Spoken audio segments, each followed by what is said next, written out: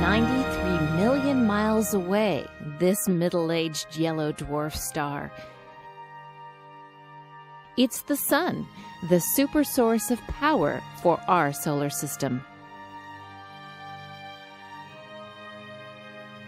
Our star produces enormous amounts of heat and energy.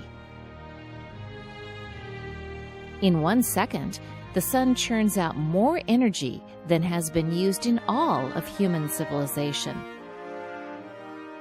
It has shone for 5 billion years and will shine for 5 billion more.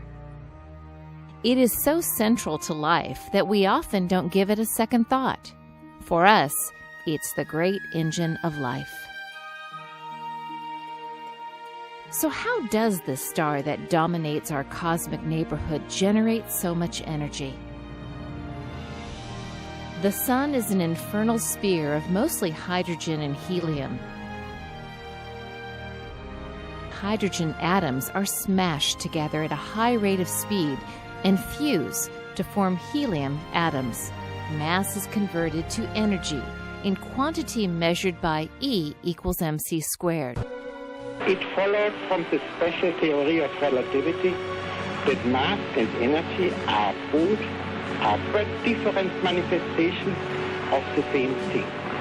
Furthermore, the equation E is equal mc squared, in which energy is but equal to mass multiplied with the square of the velocity of light, showed that very small amount of mass may be converted into a very large amount of energy.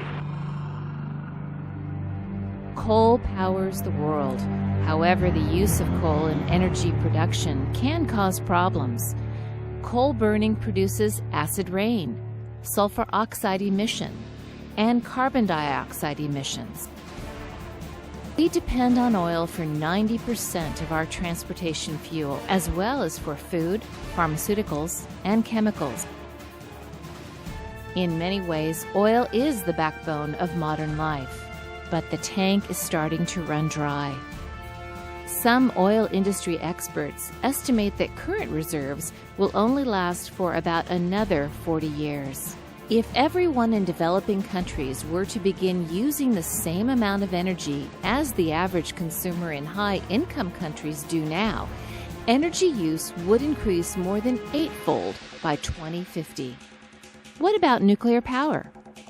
Current nuclear power plants, which use fission, or the splitting of atoms to produce energy, have been in use for 2 generations and will be needed to bridge the gap between now and the fusion future.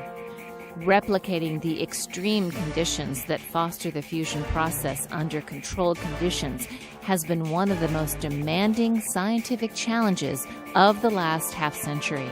When NIF is completed at Lawrence Livermore National Laboratory in 2009, that long scientific quest will be much closer to realization.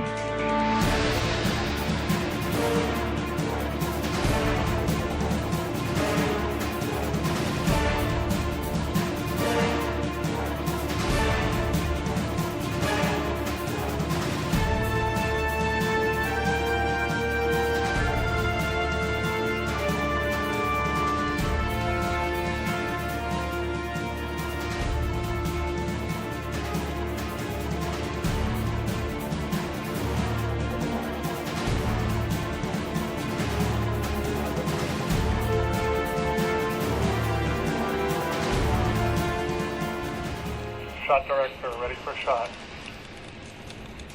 Starting countdown for shot on my mark. 3, 2, 1, mark. Clock is running. 5, 4, 3, 2, 1, shot.